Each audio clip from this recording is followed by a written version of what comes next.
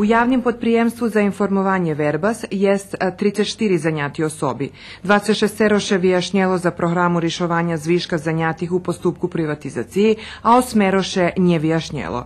Môžem povedať, že máme riešenie z ministerstva, že ľudze dostanju, odnosno že naše podprijemstvo dostanje to ti penježi za programu, ona prešla i očekujeme každý deň, že nam penježi ljehnju na rahunok, a to već znači, že to tih 26 ktorí še dobrodzešnje vyjašnjeli za programu roztarhnju s podprijemstvom svojo kontrakti.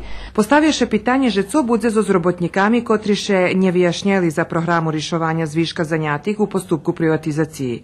Rukovodstvo opštini Verbas už prenašlo rišenje. Mi kao lokalna samouprava, pokušavajući da spasimo jedan deo zaposlenih, uspeli da iznađemo rešenje, da tih nekoliko osoba bude smešteno i radno angažovano u javnom komunalnom preduzeću Standard. A iz samo jednog razloga, zato što i pre nas prethodna vlast je potpisala ugovor sa nemačkom firmom Setek, gde oni zahtevaju da postoji PR služba u javnom komunalnom preduzeću Standard, tako da smo na taj način uspeli da, kažem, amnestiramo ili spasimo jedan deo radnika. Javne podprijemstvo za informovanje Verbas emituje i dalje programu na televiziji Bačka i radio Verbas.